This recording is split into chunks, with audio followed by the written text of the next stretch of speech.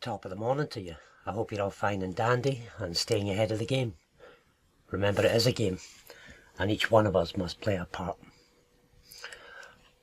Welcome. With this recording, I'm going to take a look at a Facebook post. I get quite a few people saying to me through my YouTube channel, and even people through friends saying, do you have a YouTube channel? Can you not share this stuff that you're posting on Facebook onto YouTube? So a few months ago I began documenting and video recording basically the posts which I had made, and over the years I've made quite a few thousand posts, so I could fill a few channels on YouTube. So but this one I'm going to take because it's regarding, I'm going to take it and put it into an audio for those who don't have Facebook, because it's a very important post regarding Scotland's standing stones. And I'll just read it as I posted it on Facebook as it has been written, but I may add in other sort of little nuggets as I go on. But it's a post that I made, I can't remember when I originally made it, 29th of November 2024. So and I've reposted it quite a few times since, and edited it and updated it as I go along, finding out new things. But if you follow this work, you'll know we're pretty much up to date with everything now, to the point I'm even highlighting the physical lands as the asterisms, and showing how our towns and cities are set up. And these videos are also available on this YouTube channel and my other YouTube channel. Okay, Scotland's stones and landscapes. What has been termed as Pictish stones are actually Hittite, Phoenician stones. These stones are the origin of the biblical narratives, depicting the great tree of Eden and the primordial serpents, the Nachash, the shining ones, the angelic forms which surround the tree of Eden, the north celestial pole. There are two trees mentioned in the scriptures. The north celestial pole is the tree of life. The south celestial pole is the tree of knowledge of good and evil. All the ancient folklore and star lore throughout the world knew this to be the case, prior to Romanization of all our ancient traditions. Even the Mayan and the Aztec folk depicted an upper canopy of a great tree and a lower primordial tree with the worship or the appeasement of serpents, beasts and winged dragons, which are attached to the underworld or the other world. It was the same message in the heavens the world over, before the present system of Christianity dominated the narratives known for millennia. And it was the Roman Catholic Church that came along and placed itself. They never invaded Ireland. Nobody ever invaded Ireland. The Roman Catholic Church came along and placed the religion of the Tuatha Dé Danann into the Catholic Church, and from Ireland they went out sending saints covering the narratives, the original narrative, covering the story. So these so-called Pictish stones, which we're looking at in the northeast of Scotland, are actually showing us the Babylonian Enuma Elish story, with the primordial dragons Tiamat and Apsu encircled around the great tree and the four winds of heaven, the original cross or point of creation. Tiamat is the beast of the sea, the waters above, from the heavens above, which takes its authority and power from the great dragon of heaven, which is Draco. And Draco can be found over the northeast of Scotland, winding its way all the way down the British Isles. In Revelation 13, 1-10, the beast of the sea rises out of the sea, the waters above, the heavens, and is given authority and power by the dragon, the Draco. We read this in Revelation 12 as well, where it pursues the woman and child, and it spews out a great waterway. So the Draco and the Hydra, of course Hydra's water, these are the waterways that make their way down, or snake their way down, from the North Celestial Pole through the United Kingdom, following the spine of Albion. It is a many-tentacle system which is seen to persecute the earth's inhabitants in the second part of Revelation 13. By their association with it and by their registration or contracts made within its realm. This is the legal system. This is evidently the legal corporate maritime birth certificate system, which stretches its tentacles across the entire realm into every nation and government. We saw those tentacles in full cooperation against us as they all worked together during COVID 2019 to 2020, when every New World government collectively got together, forgot about their wars and their troubles, and closed this entire realm down. It's a game, people. They're playing a game to keep you busy. The New World Order and their cult followers worship the Hydra, and they are in every part of power. There is no nation and no government in this world that is not controlled by the New World Order and the 11 beasts of heaven created by Tiamat. They always have worshipped Tiamat and the 11 beasts. They are the beast system, foretold and forewarned in the heavens, foretold on the stones, on the standing stones, and retold again for us from Genesis. Genesis 1:14 tells us to observe the heavens. Tiamat is the Hydra constellation, which sits over Fort William, Oban and Inverness. Tiamat, the Hydra, sits in a geographical fault line, and this is mentioned in Revelation 12 verse 16, which is the basin we know as the Inverness, Loch Ness, Fort William and Oban waterways. The fault line continues beyond Oban. In fact, the word Oban, if I can just say here, the word Oban is Odin, and Odin is Bel, and Bel is the dragon. We've been deceived when it comes to Odin and Thor. But that's for another post. This fault line continues beyond Oban, on through Kilmartin Glen. And I had some friends who were going to Kilmartin Glen in the summer solstice, or just during this summer. It was a terrible time to be going. Bad energies down there, because it is the beast. It is the Hydra beast that goes down there. So anyone going visiting without that knowledge are going to take in that energies. And we're talking demons here, demonic powers. But anyway, people won't listen. The fault line continues beyond Oban, on through Kilmartin Glen, and it's marked there in Kilmartin Glen, which they keep covering it up, crossing the Irish Sea, formerly George's Sea, at Fingal's Cave, and onto the hill of Tara in Ayr in Ireland. Heracles, the called out one, Ecclesia, where we get the word for church, Ecclesia, is the very British hero St. George. Now think about it, St. George slaying the dragon, and he always has a cross and a sword. The cross. Jordan the dragon. He is also the biblical and the Sumerian Marduk, from where we get the titles of the Dukes of Mori. And this is where they take their titles. Marduk, Ducati. These were the Cati people. Hercules was a Cati, a Hittite. And these were the Ducats, the Ducati. And the Macpherson clan and other clans still hold that title and that logo, touch the paw or touch the claw, whatever it is today, showing their Hittite origins. Hercules Marduk George, also known as St. Andrews or Andaris, is the son of Enki. And Enki is the house of Cephas and Cassiopeia. Cephas is the king sitting on the throne, and that is Adam in his house, and Cassiopeia is his wife, Eve. I have mentioned this in many posts and videos.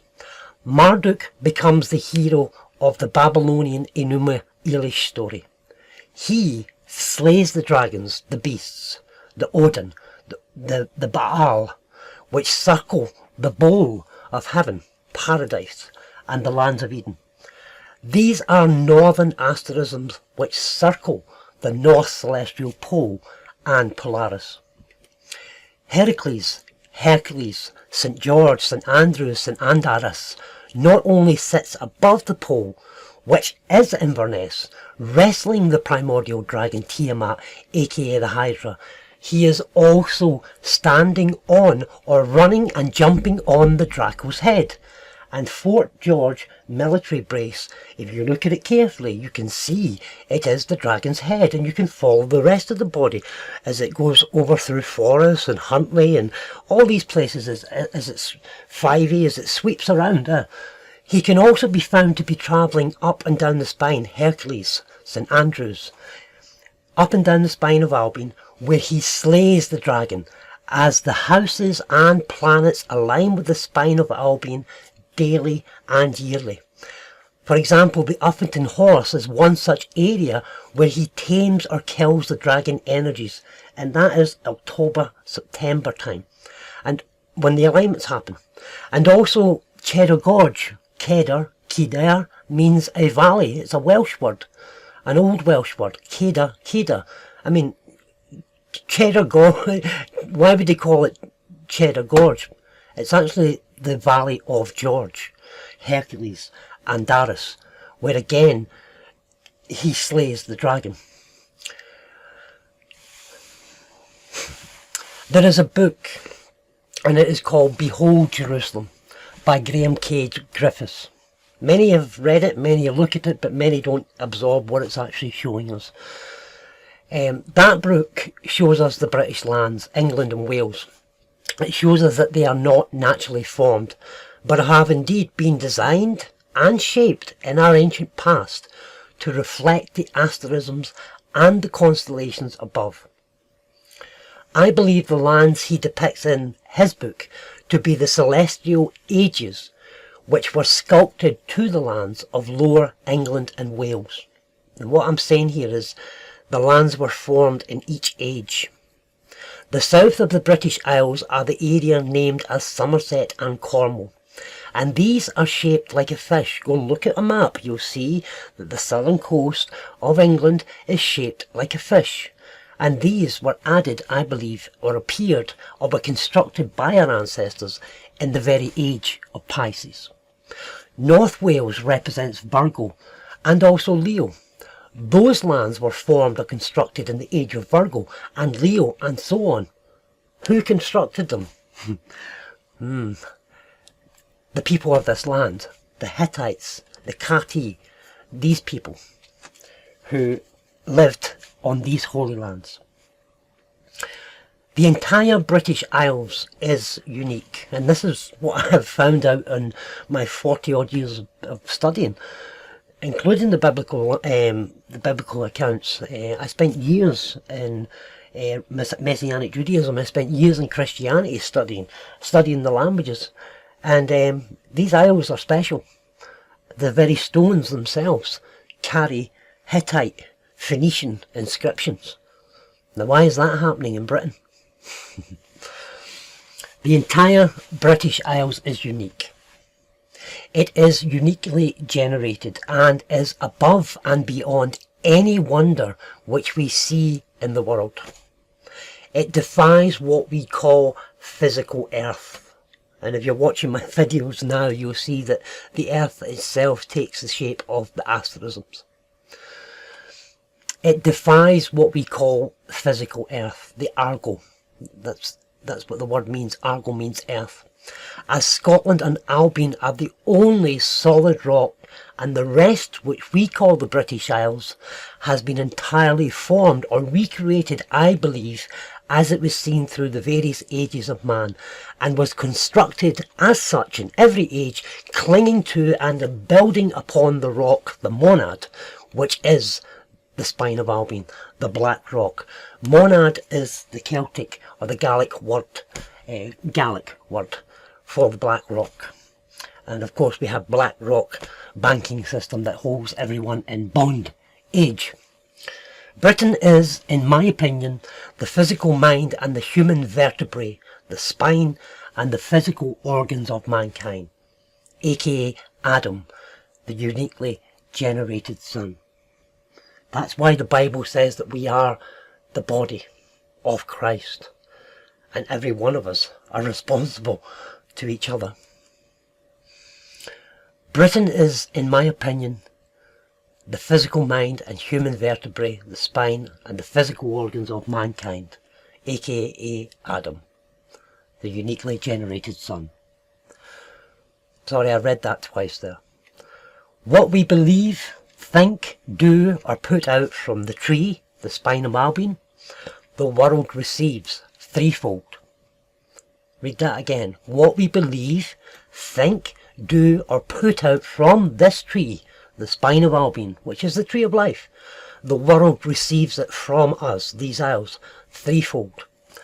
This is the lesson mankind learnt from the previous ages, and it's recorded. This is why we have a 7 Ages of Man museum and monument in London. This is why we have an Isle of Man, and why Orion, Osiris, Nimrod is overlaid over the underworld, aka London City today. And you can see this video on my YouTube channel or on my Facebook channel, and there's the link there. Orion is Osiris, and Nimrod, the green man, the green giant, ho ho ho, god of the living and the dead. And this is why Orion is overlaid over the Temple Bar and the City of London at Greenwich Meridian, binding and securing us, the living ones, who belong to the heavens, to the confines of their earthly tree, the Kabbalah tree, which reflects below in the South Celestial Pole. This book I mentioned, Behold Jerusalem by Graham K. Griffiths, is a great book. They have raised the price of the book so that the average Joe cannot afford it and read it. But if you can get a copy, I recommend you do, and study it.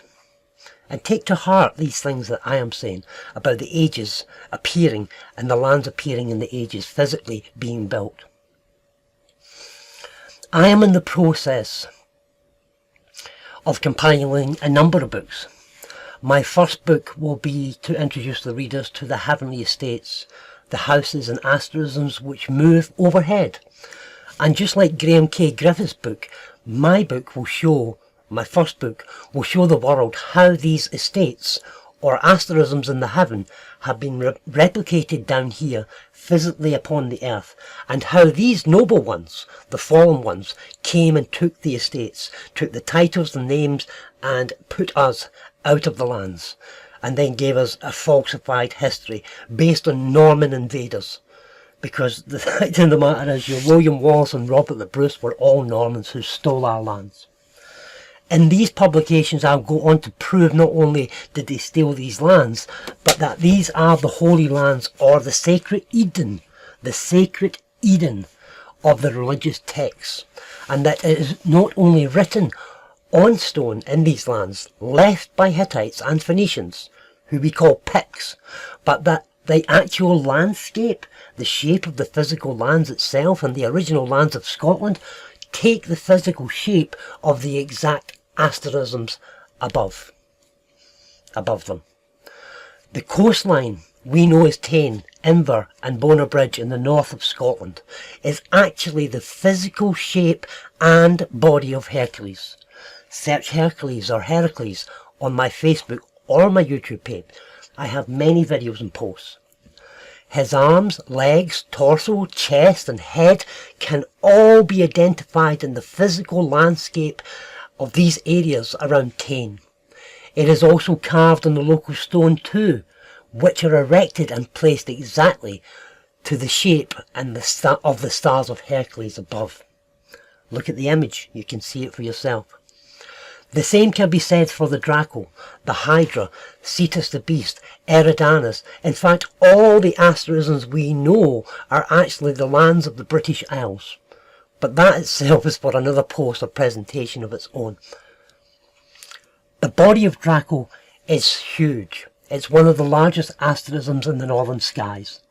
And it sweeps around the pole, around Morayshire, from Fort George, Forres, Elgin, Huntly, Aberfoyle and Dundee.